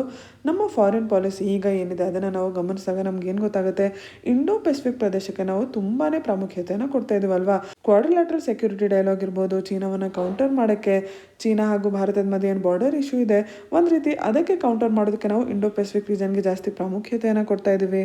ನಮ್ಮ ದೇಶದ ಭದ್ರತೆ ಹಾಗೂ ಕಮರ್ಷಿಯಲ್ ಇಂಟ್ರೆಸ್ಟ್ನ ನೋಡಿದಾಗ ಕೂಡ ಈ ಪ್ರದೇಶದಲ್ಲಿ ಶಾಂತಿ, ಸೌಹಾರ್ದತೆ, ಓಪನ್ನೆಸ್ ಇರೋದು ನಮಗೆ ತುಂಬ ಮುಖ್ಯ ಆಗುತ್ತೆ. ಹಾಗಾಗಿ ಇದೇ ಇಂಡೋ ಪೆಸಿಫಿಕ್ ರೀಜನಲ್ಲಿ ಬರುವಂಥ ಈ ಮಾಲ್ಡೀವ್ಸ್ ಕೂಡ ಭಾರತಕ್ಕೆ ತುಂಬ ಮುಖ್ಯ ಆಗುತ್ತೆ. ಭಾರತ ಹಾಗೂ ಮಾಲ್ಡೀವ್ಸ್ನ ಸಂಬಂಧ ಮುಂಚೆಯಿಂದಲೂ ಚೆನ್ನಾಗಿ ನಡ್ಕೊಂಡು ಬಂದಿದೆ. ಭಾರತದ ನೇಬರ್ಹುಡ್ ಫಸ್ಟ್ ಪಾಲಿಸಿ ಒಂದು ಕಡೆ ಇದ್ದರೆ, ಮಾಲ್ಡೀವ್ಸ್ನಲ್ಲಿ ಇಂಡಿಯಾ ಫಸ್ಟ್ ಪಾಲಿಸಿ ಇದೆ. ನಾವು ಮ್ಯಾರಿಟೈಮ್ ಚೋಕ್ ಪಾಯಿಂಟ್ಸ್ ಅಂತ ಏನು ಕರಿತೀವಿ ಅಂದರೆ, ಗ್ಲೋಬಲ್ ಟ್ರೇಡ್ ಯಾವ್ಯಾವ ಪಾಯಿಂಟ್ಸಿಂದ ತುಂಬ ಜಾಸ್ತಿ ಮುನ್ನಡೆಯುತ್ತೆ. ಈಗ ವೆಸ್ಟ್ ಏಷ್ಯಾದಲ್ಲಿ ಬಬಲ್ ಮಾಂದೇಬ್ ಇರ್ಬೋದು, ಸ್ಟ್ರೇಟ್ ಆಫ್ ಹಾರ್ಮಸ್ ಇರ್ಬೋದು. ಇಡೀ ಜಗತ್ತಿಗೆ ನಮಗೆ ಈ ಪ್ರದೇಶದಿಂದ ಆಯಿಲ್ನ ಅವಶ್ಯಕತೆ ಇದೆ. ಹಾಗೆ ಇಲ್ಲಿ ಮಲಕ್ಕಾ ಸ್ಟೇಟ್ ಏನಿದೆ, ಈ ಎಲ್ಲ ಜಾಗಗಳಿಗೆ ಒಂದು ರೀತಿ ಮಾಲ್ಡೀವ್ಸ್ ಕನೆಕ್ಟ್ ಮಾಡುತ್ತೆ. ಹಾಗಾಗಿ ಮಾಲ್ಡೀವ್ಸ್ ಒಂಥರ ಸ್ಟ್ರಾಟಜಿಕ್ ಲೊಕೇಶನಲ್ಲಿ ಇದೆ. ನಮ್ಮ ಬೇರೆ ನೇಬರ್ಸ್ ಬಾಂಗ್ಲಾದೇಶ್ ಇರ್ಬೋದು, ಶ್ರೀಲಂಕಾ ಇರ್ಬೋದು, ಈ ಎಲ್ಲ ದೇಶಗಳಲ್ಲಿ ಭಾರತ ಹಾಗೂ ಚೀನಾ ಒಂದು ರೀತಿ ಕಾಂಪೀಟ್ ಮಾಡ್ಕೊಳ್ತಾ ಇರುತ್ತೆ ಅಲ್ವಾ, ತಮ್ಮ ಇನ್ಫ್ಲುಯೆನ್ಸ್ನ ಜಾಸ್ತಿ ಇಟ್ಕೊಳೋದಕ್ಕೆ ಆ ದೇಶದೊಳಗೆ. ಅದೇ ರೀತಿ ಮಾಲ್ಡೀವ್ಸಲ್ಲೂ ಕೂಡ ಆಗ್ತಾ ಇರುತ್ತೆ. ಮಾಲ್ಡೀವ್ಸಲ್ಲಿ ಮುಂಚೆ ಪ್ರೋ ಚೈನಾ ಗೌರ್ಮೆಂಟ್ ಬಂದಿತ್ತು. ಆವಾಗ 2017 ಚೈನಾ ಹಾಗೂ ಮಾಲ್ಡೀವ್ಸ್ನ ಮಧ್ಯೆ ಫ್ರೀ ಟ್ರೇಡ್ ಅಗ್ರಿಮೆಂಟ್ ಕೂಡ ಆಗಿತ್ತು. ಆವಾಗ ಭಾರತ ಹಾಗೂ ಮಾಲ್ಡೀವ್ಸ್ನ ಸಂಬಂಧ ಸ್ವಲ್ಪ ಎಫೆಕ್ಟ್ ಆಗಿತ್ತು ಅಂತಲೇ ಹೇಳ್ಬೋದು. ಆದರೆ ಈಗ ಮತ್ತೆ ಮಾಲ್ಡೀವ್ಸಲ್ಲಿ ಪ್ರೋ ಇಂಡಿಯಾ ಗೌರ್ಮೆಂಟ್ ಇದೆ. ಅದರ ಹಿನ್ನೆಲೆಯಲ್ಲಿ ಭಾರತ ಹಾಗೂ ಮಾಲ್ಡೀವ್ಸ್ನ ಮಧ್ಯದಲ್ಲಿ ಸಾಕಷ್ಟು ಬಯಲ್ಯಾಟ್ರಲ್ ವಿಸಿಟ್ಸ್ ಕೂಡ ನಡೆದಿದೆ 2018 ನಂತರ. ಕಳೆದ ವರ್ಷ ಅಂದರೆ 2020 ಭಾರತ ಹಾಗೂ ಮಾಲ್ಡೀವ್ಸ್ನ ಮಧ್ಯ 4 MOUಗಳ ಸೈನ್ ಆಯಿತು. ಅದರಲ್ಲಿ ಕನೆಕ್ಟಿವಿಟಿ ಪ್ರಾಜೆಕ್ಟ್ ಒಂದು ತುಂಬ ಮುಖ್ಯವಾಗಿರೋದು ಸೈನ್ ಆಯಿತು. ಗ್ರೇಟರ್ ಮಾಲೆ ಕನೆಕ್ಟಿವಿಟಿ ಪ್ರಾಜೆಕ್ಟ್ ಅಂತ $500 ಮಿಲಿಯನ್ ಈ ಪ್ರಾಜೆಕ್ಟನ್ನು ಭಾರತ ಮಾಲ್ಡೀವ್ಸಲ್ಲಿ ಮಾಡ್ತಾ ಇದೆ. ಈ ಪ್ಯಾಂಡಮಿಕ್ ಈಗೇನು ಬಂದಿದೆ, ಕೋವಿಡ್-19 ಪ್ಯಾಂಡಮಿಕ್ನ ಎದುರಿಸೋದ್ರಲ್ಲಿ ಕೂಡ ಭಾರತ ಮಾಲ್ಡೀವ್ಸ್ಗೆ ಸಹಾಯವನ್ನು ಮಾಡ್ತಾ ಇದೆ. ವ್ಯಾಕ್ಸಿನ್ಗಳನ್ನ 2 ಲಕ್ಷ ವ್ಯಾಕ್ಸಿನ್ಸ್ನ ಗಿಫ್ಟಾಗಿ ಕೊಟ್ಟಿದೆ. ಇನ್ನು 1 ಲಕ್ಷವನ್ನು ಕಮರ್ಷಿಯಲ್ ಪ್ರೊಕ್ಯೂರ್ಮೆಂಟ್ಗೆ ಕೊಟ್ಟಿದೆ.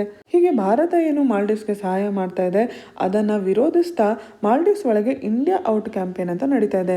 ಈಗಾಗಲೇ ಚರ್ಚೆ ಮಾಡಿದೆ ಅಲ್ವಾ ನಾನು, ಮಾಲ್ಡೀವ್ಸ್ ಒಳಗೆ ಈಗ ಇರೋದು ಪ್ರೋ ಇಂಡಿಯಾ ಗೌರ್ಮೆಂಟ್, ಅದರ ಮುಂಚೆ ಇದ್ದಿದ್ದು ಪ್ರೋ ಚೈನಾ ಗೌರ್ಮೆಂಟ್ ಅಂತ. ಸೊ ಆ ಪ್ರೋ ಚೈನಾ ಗೌರ್ಮೆಂಟ್ ಕೆಳಗೆ ಏನು ಲೀಡರ್ಸ್ ಇದ್ದಾರೆ, ಅವರೆಲ್ಲರೂ ಭಾರತ ಮಾಲ್ಡೀವ್ಸಲ್ಲಿ ಏನು ಅಭಿವೃದ್ಧಿ ಪ್ರಾಜೆಕ್ಟ್ಸ್ನ ಮಾಡ್ತಾ ಇದೆ, ಭಾರತದ ಇನ್ವಾಲ್ವ್ಮೆಂಟ್ ಏನಿದೆ ಮಾಲ್ಡೀವ್ಸಲ್ಲಿ, ಅದನ್ನು ವಿರೋಧಿಸ್ತಾ ಇಂಡಿಯಾ ಔಟ್ ಕ್ಯಾಂಪೇನನ್ನು ಮಾಡ್ತಾ ಇದ್ದಾರೆ. ಈ ಒಂದು ಕ್ಯಾಂಪೇನ್ನ ಹಿನ್ನೆಲೆಯಲ್ಲಿ ಈ ಮುಖಂಡರ ಭೇಟಿ ತುಂಬ ಪ್ರಾಮುಖ್ಯತೆಯನ್ನು ಪಡ್ಕೊಳ್ಳುತ್ತೆ. 2 ದೇಶಗಳು ಈ ಸಂಬಂಧ ತಮಗೆ ಎಷ್ಟು ಮುಖ್ಯ ಅನ್ನೋದನ್ನು ಇಲ್ಲಿ ವ್ಯಕ್ತಪಡಿಸ್ತಾ ಇದ್ದಾರೆ. India Russia to hold 2+2 ministerial meet. 2+2 ministerial meet ಅಂತಂದರೆ 2 ದೇಶಗಳಿಂದ 2 ಮಿನಿಸ್ಟರ್ಸ್ ಬಂದು ಚರ್ಚೆ ಮಾಡಿ ಭೇಟಿ ಮಾಡುವಂಥದ್ದಕ್ಕೆ ನಾವು 2+2 ಮಿನಿಸ್ಟೀರಿಯಲ್ ಮೀಟ್ ಅಂತ ಕರಿತೀವಿ. ಇದು ಮುಂದೆ ಆಗತ್ತೆ ಅಂತ ಹೇಳ್ತಾ ಇದ್ದಾರೆ. ಸೊ ಇದ್ರ ಬಗ್ಗೆ ಇನ್ನಷ್ಟು ಏನು ಚರ್ಚೆ ಮಾಡೋದಿಲ್ಲ. ಆದರೆ ಇಂಡಿಯಾ ರಷ್ಯಾ ಸಂಬಂಧ ನಿಮಗೆ ಮುಖ್ಯ ಆಗಿರೋದು general studies paper 2 international relations ಕೆಳಗೆ. ಯಾಕೆ ನಾವು ಒಟ್ಟಾರೆ ಇರುವಂಥ ಇವಾಗಿನ ಪರಿಸ್ಥಿತಿಯನ್ನು ನೋಡೋಣ. ಇಂಡಿಯಾ ಮತ್ತು US ಸಂಬಂಧ ತುಂಬ ಚೆನ್ನಾಗಿದೆ ಅಲ್ವಾ. ಚೈನಾ ಮತ್ತು ಇಂಡಿಯಾದ ಸಂಬಂಧ ಅಷ್ಟು ಚೆನ್ನಾಗಿಲ್ಲ because of border issues. USA Russia ಕೂಡ ಒಂದು ರೀತಿ ಲಾಗರ್ ಹೆಡ್ಸ್ ಅಲ್ಲೇ ಇರುತ್ತಲ್ವ. ನಾವು ಯುಕ್ರೇನ್ ಕ್ರೈಸಿಸ್ನ ಕೂಡ ನೋಡಿದ್ವಿ. ಯುಕ್ರೇನಲ್ಲಿ ಕೂಡ ರಷ್ಯಾ ಒಂದು ಕಡೆ ಇದೆ, US ಹಾಗೂ ನ್ಯಾಟೋ ಫೋರ್ಸಸ್ ಒಂದು ಕಡೆ ಇದೆ. ಸೊ ಇದೆಲ್ಲದರ ಮಧ್ಯದಲ್ಲಿ ಭಾರತ ಹಾಗೂ ರಷ್ಯಾದ ಸಂಬಂಧ ಹೇಗೆ ಮುನ್ನಡೆಯುತ್ತೆ ಅನ್ನೋದು ತುಂಬ ಪ್ರಾಮುಖ್ಯತೆಯನ್ನು ಪಡ್ಕೊಳುತ್ತೆ. ಐತಿಹಾಸಿಕವಾಗಿ ನೋಡೋದಾದರೆ ಭಾರತ ಹಾಗೂ ರಷ್ಯಾದ ಸಂಬಂಧ ತುಂಬ ಚೆನ್ನಾಗೇ ನಡ್ಕೊಂಡು ಬಂದಿದೆ. ಇವತ್ತಿಗೂ ಕೂಡ ನಾವು ಡಿಫೆನ್ಸ್ ಇರ್ಬೋದು, ಕ್ರಿಟಿಕಲ್ ತಂತ್ರಜ್ಞಾನಕ್ಕಾಗಿ ನಾವು ರಷ್ಯಾದ ಮೇಲೇ ಡಿಪೆಂಡ್ ಆಗ್ತೀವಿ. ಬ್ರಿಕ್ಸ್ ಇರ್ಬೋದು, ಶಾಂಘೈ ಕೋಆಪರೇಷನ್ ಆರ್ಗನೈಸೇಷನ್ ಇರ್ಬೋದು, G20 ಇರ್ಬೋದು, ಇಲ್ಲೆಲ್ಲದರಲ್ಲಿ ನಾವು ಪೊಲಿಟಿಕಲ್ ಅಂದರೆ ರಾಜತಾಂತ್ರಿಕವಾಗಿ ಸಪೋರ್ಟನ್ನು ಮಾಡ್ತೀವಿ 2 ದೇಶಗಳು ಒಬ್ಬರನ್ನೊಬ್ಬರು. ಆದರೆ ಇವತ್ತಿನ ಒಂದು ಇಂಟರ್ನ್ಯಾಷನಲ್ ಆರ್ಡರ್, ನಾವೀಗೇನು ಚರ್ಚೆ ಮಾಡಿದ್ವಿ ಸಂಬಂಧಗಳು ಹೇಗೆ ನಡೀತಿದೆ ಇವತ್ತಿನ ಪರಿಸ್ಥಿತಿಯಲ್ಲಿ ಅಂತ, ಅದರ ಮಧ್ಯದಲ್ಲಿ ಭಾರತದ ಫಾರಿನ್ ಪಾಲಿಸಿ ಕ್ವಾಡ್ನ ಮೇಲೆ ಒಂದು ರೀತಿ USA ಮೇಲೆ ಜಾಸ್ತಿ ಅವಲಂಬಿತವಾಗ್ತಾ ಇದೆ. ರಷ್ಯಾ ಕೂಡ ಚೈನಾ, ಪಾಕಿಸ್ತಾನ್, ಟರ್ಕಿ, ಇರಾನ್ ಈ ದೇಶಗಳ ಜೊತೆ ಸಂಬಂಧಗಳು ಜಾಸ್ತಿ ಚೆನ್ನಾಗಿ ಮಾಡ್ಕೊತಾ ಇದೆ. ಸೊ ಇದರ ಮಧ್ಯದಲ್ಲಿ ಭಾರತ ಹಾಗೂ ರಷ್ಯಾದ ಸಂಬಂಧ ಎಲ್ಲಿ ಮುಂದೆ ಹೋಗುತ್ತೆ ಅನ್ನೋದ್ರ ಬಗ್ಗೆ ನೀವು ಗಮನಿಸ್ತಾ ಇರಬೇಕು ಕರೆಂಟ್ ಅಫೇರ್ಸ್ ಹಾಗೂ ಇಂಟರ್ನ್ಯಾಷನಲ್ ರಿಲೇಷನ್ಸಲ್ಲಿ. ಮುಂದೆ ಚರ್ಚೆ ಮಾಡ್ತಾ ಇರೋದು ತುಂಬ ಇಂಪಾರ್ಟೆಂಟ್ ಆದ editorial article, making welfare conditional is A stamp of coercion. ಈ ವಾರದ ನಾವು ದಿನಪತ್ರಿಕೆ ವಿಶ್ಲೇಷಣೆಯಲ್ಲೇ UPಯಲ್ಲಿ ಏನೋ ಪಾಪ್ಯುಲೇಷನ್ ಪಾಲಿಸಿ ಡ್ರಾಫ್ಟ್ನ ತರಲಾಗ್ತಾ ಇದೆ, ಅದ್ರ ಬಗ್ಗೆ ಈಗಾಗಲೇ ಚರ್ಚೆ ಮಾಡಿದ್ವಿ ಅಲ್ವಾ. ಸೊ ಅದರ ಬಗ್ಗೆ ವಿವರವಾದ ವಿಶ್ಲೇಷಣೆಯನ್ನು, ಈ ಥರದ ಒಂದು ಪಾಲಿಸಿ ತರಬಹುದಾ, ಇದು ಸಂವಿಧಾನ ಬದ್ಧವಾಗಿದೆಯಾ, ಈ ರೀತಿ ಎಲ್ಲ ಒಂದು ವಿಶ್ಲೇಷಣೆನ ಈ ಆರ್ಟಿಕಲಲ್ಲಿ ನೋಡ್ಬೋದು. ತುಂಬ ಇಂಪಾರ್ಟೆಂಟ್ ಆಗಿರುವಂಥದ್ದು, ಗಮನಿಸಿ. ಉತ್ತರ ಪ್ರದೇಶ ರಾಜ್ಯದ fertility rate, gross fertility rate ಅಂತಂದರೆ ಒಬ್ಬ ಮಹಿಳೆ ತನ್ನ ಜೀವನದಲ್ಲಿ ಎಷ್ಟು ಮಕ್ಕಳಿಗೆ ಜನ್ಮ ನೀಡ್ತಾಳೆ ಅನ್ನೋದು, ಅದು 2.7 ಇದೆ. 2026 ಅಷ್ಟೊತ್ತಿಗೆ ಅದನ್ನು 2.1ಗೆ ತೊಗೊಂಡು ಬರಬೇಕು ಅನ್ನೋ ಉದ್ದೇಶವನ್ನು UP ಗೌರ್ಮೆಂಟ್ ಇಟ್ಕೊಂಡು ಈ ಪಾಪ್ಯುಲೇಷನ್ ಪಾಲಿಸಿಯನ್ನು ತೊಗೊಂಡು ಬರ್ತಾ ಇದೆ. ಇದರ ಬಿಲ್ ರೂಪ ಅಂದರೆ Uttar Pradesh population control stabilisation welfare bill 2021. ಇದರೊಳಗೆ 2 ರೀತಿ ಪ್ರೊವಿಷನ್ಸ್ ಇದೆ. ಒಂದು ಇನ್ಸೆಂಟಿವ್ಸ್ ಅಂದರೆ ಪ್ರೋತ್ಸಾಹಕಗಳು, ಇನ್ನೊಂದು ಡಿಸ್ಇನ್ಸೆಂಟಿವ್ಸ್. ಪ್ರೋತ್ಸಾಹಕಗಳು ಅಂದರೆ ಯಾವ ರೀತಿ?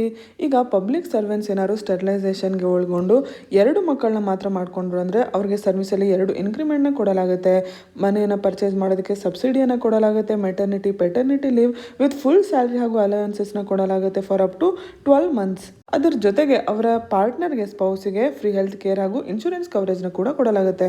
ಇದು ಪ್ರೋತ್ಸಾಹಕಗಳಿಗೆ ಉದಾಹರಣೆ. ಪನಿಷ್ಮೆಂಟ್ಸ್ ಅಂದರೆ ಡಿಸ್ಇನ್ಸೆಂಟಿವ್ಸ್ ಅಂದರೆ ಏನು? ಏನಾದ್ರು ಒಂದು ಕುಟುಂಬದಲ್ಲಿ 2 ಮಕ್ಕಳಿಗಿಂತ ಜಾಸ್ತಿ ಆದರೆ ಸರ್ಕಾರದಿಂದ ಏನು ಸ್ಪಾನ್ಸರ್ಡ್ ವೆಲ್ಫೇರ್ ಸ್ಕೀಮ್ಸ್ ಇರುತ್ತೆ, ಅದರಿಂದ ಏನು ಬೆನಿಫಿಟ್ ತೊಗೊಳಕ್ಕೆ ಸಾಧ್ಯ ಆಗಲ್ಲ. ಸ್ಟೇಟ್ ಗೌರ್ಮೆಂಟ್ ಜಾಬ್ಗೆ ಅಪ್ಲೈ ಮಾಡೋಕ್ಕೆ ಅವರು ಡಿಸ್ಕ್ವಾಲಿಫೈ ಆಗ್ತಾರೆ. ಇರುವಂಥ ಗೌರ್ಮೆಂಟ್ ಎಂಪ್ಲಾಯೀಸ್ ಏನಾದ್ರು ಬ್ರೀಚ್ ಮಾಡಿ ಅಂದರೆ 2 ಮಕ್ಕಳಿಗಿಂತ ಜಾಸ್ತಿ ಮಾಡ್ಕೊಂಡ್ರೆ ಅವ್ರಿಗೆ ಪ್ರಮೋಷನ್ ಬೆನಿಫಿಟ್ ಕೊಡಲಾಗೋದಿಲ್ಲ. ಲೋಕಲ್ ಅಥಾರಿಟೀಸ್ ಹಾಗೂ ಬಾಡೀಸ್ಗೆ ಏನು ಎಲೆಕ್ಷನ್ಸ್ ಕಂಡಕ್ಟ್ ಮಾಡಲಾಗುತ್ತೆ. ಸೊ ಇಂಥವರು, ಈ ಕುಟುಂಬದವರು 2 ಮಕ್ಕಳಿಗಿಂತ ಜಾಸ್ತಿ ಇರುವಂಥವರು ಎಲೆಕ್ಷನ್ಸ್ಗೆ ಕಂಟೆಸ್ಟ್ ಮಾಡೋಕ್ಕಾಗಲ್ಲ. ಈ ರೀತಿ ಪನಿಷ್ಮೆಂಟ್ಸ್ನ ಕೂಡ ಈ ಡ್ರಾಫ್ಟ್ ಬಿಲ್ಲಲ್ಲಿ ನೀಡಲಾಗಿದೆ. ಈ ರೀತಿ ಒಂದು ಕಠಿಣ ಕ್ರಮಗಳನ್ನ ತಗೊಂಡು ಬರೋದಕ್ಕೆ UP ಸರ್ಕಾರದ ವಾದ ಏನು?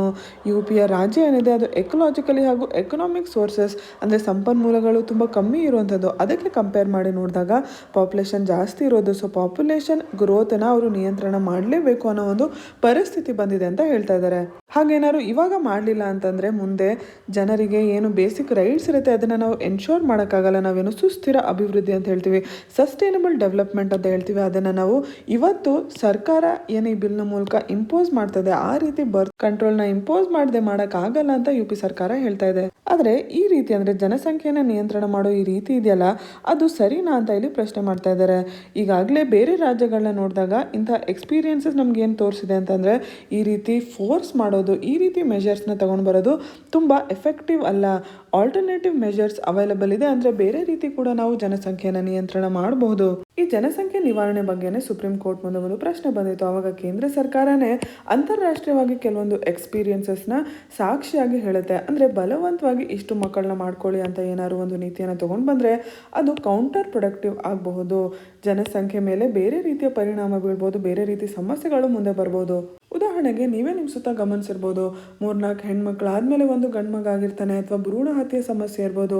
2 ಚೈಲ್ಡ್ ಪಾಲಿಸಿ ನಾರ್ಮ್ ಬಂತು ಅಂತ ಇಟ್ಕೊಳ್ಳಿ. ಇಬ್ಬರೇ ಮಕ್ಕಳು ಆಗಬೇಕು ಅಂತಂದರೆ ಇಲ್ಲ ಅವರು ಗಂಡು ಮಕ್ಕಳೇ ಆಗಬೇಕು ಅನ್ನೋದಕ್ಕೆ ಭ್ರೂಣ ಹತ್ಯೆ ಒಂದು ಕೇಸಸ್ ಜಾಸ್ತಿ ಆಗ್ಬೋದು. ಈ ರೀತಿ ಡೆಮೋಗ್ರಫಿಕ್ ಡಿಸ್ಟಾರ್ಷನ್ಸ್ ಆಗ್ಬೋದು, ಸೆಕ್ಸ್ ರೇಷಿಯೋ ಮೇಲೆ ಪರಿಣಾಮ ಬೀಳ್ಬೋದು. ಇದನ್ನೆಲ್ಲ ನಾವು ಈ ನೀತಿಯನ್ನು ಒಟ್ಟಾರೆ ಸಾಮಾಜಿಕ ದೃಷ್ಟಿಕೋನದಿಂದ ನೋಡಿದಾಗ ಅರ್ಥ ಆಗುತ್ತೆ. ಆದರೆ ಸಂವಿಧಾನದ ದೃಷ್ಟಿಯಿಂದ ನೋಡಿದಾಗ, ನಮ್ಮ ಮೂಲಭೂತ ಹಕ್ಕುಗಳ ದೃಷ್ಟಿಕೋನದಿಂದ ನೋಡಿದಾಗ ಇದು ಈ ರೀತಿಯ ಒಂದು ನಿಯಂತ್ರಣ ಎಷ್ಟು ಸರಿ? ಈ ಪ್ರಶ್ನೆಗೆ ಉತ್ತರಿಸ್ತಾ ಇಲ್ಲಿ ಕೆಲವೊಂದು ಸುಪ್ರೀಂ ಕೋರ್ಟ್ನ ಜಡ್ಜ್ಮೆಂಟ್ಸ್ ಬಗ್ಗೆ ಹೇಳ್ತಾರೆ. ಸುಚಿತ್ರಾ ಶ್ರೀವಾತ್ಸವ ವರ್ಸಸ್ ಚಂಡೀಗಢ ಅಡ್ಮಿನಿಸ್ಟ್ರೇಷನ್ 2009 ಇದರಲ್ಲಿ ಆರ್ಟಿಕಲ್ 21 ಏನು ನಮ್ಮ ಸಂವಿಧಾನದ ಮೂಲಭೂತ ಹಕ್ಕು, ರೈಟ್ ಟು ಪರ್ಸನಲ್ ಲಿಬರ್ಟಿ ಇದೆ, ಅದ್ರ ಕೆಳಗೆ ರಿಪ್ರೊಡಕ್ಟಿವ್ ಡಿಸಿಷನ್ಸ್ ಕೂಡ ಬರುತ್ತೆ. ಅಂದರೆ ಒಂದು ಮಗುವನ್ನು ಜನ್ಮ ನೀಡೋದಾಗಿರ್ಬೋದು ಅಥವಾ ಜನ್ಮ ನೀಡದೇ ಇರೋದಾಗಿರ್ಬೋದು, ಅದೊಂದು ರಿಪ್ರೊಡಕ್ಟಿವ್ ಚಾಯ್ಸ್. ಆ ಚಾಯ್ಸ್ ಮಾಡುವಂಥ ಎಲ್ಲ ಹಕ್ಕು ಪ್ರತಿಯೊಬ್ಬ ನಾಗರಿಕನಿಗೂ ಕೂಡ ಇದೆ. ಹಾಗೆ right to privacy, KS Puttaswamy versus union of India ತುಂಬ ಪಾಪ್ಯುಲರ್ ಆಗಿರುವಂಥ ಜಡ್ಜ್ಮೆಂಟ್ ಇದು. ರೈಟ್ ಟು ಪ್ರೈವಸಿಗೆ ಸಂಬಂಧಪಟ್ಟಂತೆ ನಮ್ಮ ರೈಟ್ ಟು ಪ್ರೈವಸಿಯ ಒಂದು ಮೂಲಭೂತ ಹಕ್ಕು ಬಂದಾಗ ಅದಕ್ಕೆ ಸಂಬಂಧಪಟ್ಟಂತೆ ಒಬ್ಬ ವ್ಯಕ್ತಿಗೆ ಏನು ತುಂಬ ಇಂಟಿಮೇಟ್ ಆದಂಥ ಚಾಯ್ಸಸ್ ಇರುತ್ತೆ, ವೈಯಕ್ತಿಕವಾದ ಕೆಲವೊಂದು ಚಾಯ್ಸಸ್ ಏನಿರುತ್ತೆ, ಅದರಲ್ಲಿ ರೀಪ್ರೊಡಕ್ಷನ್ ಕೂಡ ಬರುತ್ತೆ. ಸೊ ಅದ್ರ ಕೆಳಗೂ ಕೂಡ ನಮ್ಮ ರೈಟ್ ಟು ಪ್ರೈವಸಿ ಕೆಳಗೂ ಕೂಡ ನಮಗೆ ರೀಪ್ರೊಡಕ್ಟಿವ್ ಚಾಯ್ಸಸ್ ಮಾಡುವಂಥ ಮೂಲಭೂತ ಹಕ್ಕಿದೆ.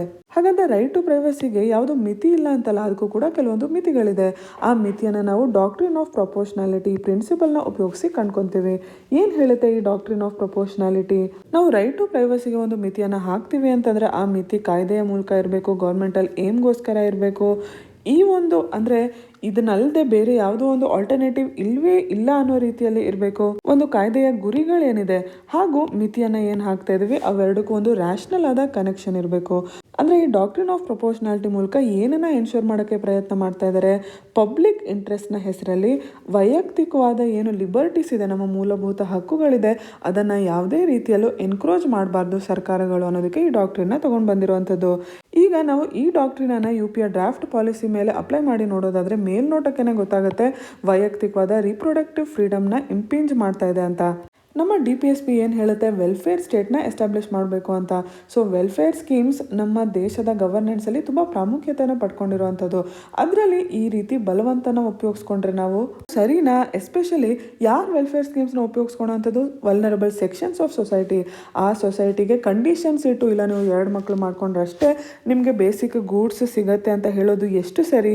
ಈ ರೀತಿ ಮಾಡೋದೇ ಆದರೆ ಏನು ವೆಲ್ಫೇರ್ ಸ್ಟೇಟ್ನ ಐಡಿಯಾ ಇದೆ, ಅದು ಒಂದು ಸರ್ಕಾರದ ಮುಖ್ಯ ಉದ್ದೇಶ, ಅದನ್ನು ನಿಜವಾಗ್ಲೂ ಪೂರೈಸಕ್ಕೆ ಸಾಧ್ಯನಾ ಅಂತ ಇಲ್ಲಿ ಪ್ರಶ್ನೆ ಮಾಡ್ತಾ ಇದ್ದಾರೆ. ಹೌದು, ಕೋರ್ಟಲ್ಲೂ ಕೂಡ ಈ ಮುಂಚೆ Javed versus state of Haryana ಈ ಕೇಸಲ್ಲಿ 2 ಮಕ್ಕಳು ಇರೋರಿಗೆ ಲೋಕಲ್ ಬಾಡಿ ಎಲೆಕ್ಷನ್ಸ್ನ ಕಂಟೆಸ್ಟ್ ಮಾಡೋದ್ರಲ್ಲಿ ಡಿಸ್ಕ್ವಾಲಿಫೈ ಮಾಡಬಹುದು ಅಂತ ಹೇಳಿತು. ಅದನ್ನು ಅಪ್ಹೆಲ್ಡ್ ಮಾಡಿದ್ರು. ಆದರೆ ಈ ರೀತಿ ಒಂದು ಕಾನೂನು ಏನಿದೆ ಅದು ಸರಿಯಾದ ಅಂದರೆ ಒಳ್ಳೆಯ ಕಾನೂನಲ್ಲ, ಅದನ್ನು ನಾವು ಮುಂದೆ ಪಾಲಿಸಬಾರ್ದು. ಈ ರೀತಿ ಒಂದು ಪಾಲಿಸಿಯನ್ನು ತಗೊಂಡ್ಬರೋದ್ರಿಂದ ಕಲ್ಚರ್ ಆಫ್ ಕೋಯರ್ಷನ್ ಅಂದರೆ ಬಲವಂತದ ಒಂದು ಸಂಸ್ಕೃತಿ ಬರುತ್ತೆ, ಅದು ಸರಿಯಾದಲ್ಲ. ರೈಟ್ ಟು ರಿಪ್ರೊಡಕ್ಟಿವ್ ಫ್ರೀಡಮ್ ಇರ್ಬೋದು, ರೈಟ್ ಟು ಪ್ರೈವಸಿ ಇರ್ಬೋದು, ಈ ಮೂಲಭೂತ ಹಕ್ಕುಗಳನ್ನ ನಾವು ರಕ್ಷಣೆ ಮಾಡಬೇಕು ಅಂತ ಈ ಆಥರ್ ಹೇಳ್ತಾ ಇದ್ದಾರೆ. ತುಂಬ ಮುಖ್ಯವಾಗಿರುವಂಥ ಆರ್ಟಿಕಲ್ ಇದು. ನಿಮ್ಮ ಇಂಡಿಯನ್ ಪಾಲಿಟಿ ಕೆಳಗೆ ಈ ಒಂದು ಪಾಲಿಸಿಯ ಬಗ್ಗೆ ಏನೇನು ಪಾಯಿಂಟ್ಸ್ ಬೇಕು ಎಲ್ಲದೂ ಈ ಆರ್ಟಿಕಲ್ ಒಳಗೆ ಇದೆ. ಪ್ಲೀಸ್ ಸರಿಯಾಗಿ ನೋಟ್ಸ್ ಮಾಡಿಟ್ಕೊಳ್ಳಿ. ಇವತ್ತಿನ ಸಂಚಿಕೆಯಿಂದ ಈ ಪ್ರಶ್ನೆಗೆ ಉತ್ತರಿಸೋಕ್ಕೆ ಪ್ರಯತ್ನ ಮಾಡಿ. Which of the following country is not a member of Shanghai cooperation organisation? India, Kazakhstan, Pakistan, Afghanistan. ಇದಕ್ಕೆ ಉತ್ತರವನ್ನು ಕಮೆಂಟ್ ಸೆಕ್ಷನಲ್ಲಿ ತಿಳಿಸಿ. ಹಾಗೆ ಇವತ್ತಿನ ಸಂಚಿಕೆಯಿಂದ ಏನಾದ್ರು ಡೌಟ್ಸ್ ಇದ್ದಲ್ಲಿ ಕೂಡ ಕಮೆಂಟ್ ಸೆಕ್ಷನಲ್ಲಿ ಕೇಳಿ. ನಮ್ಮ ಚಾನೆಲ್ನ ಸಬ್ಸ್ಕ್ರೈಬ್ ಮಾಡಿ, ಈ ವಿಡಿಯೋಗೆ ಲೈಕ್ ಹಾಗೂ ಕಮೆಂಟ್ ಮಾಡಿ. ಮತ್ತೆ ಸಿಗೋಣ. ಧನ್ಯವಾದಗಳು.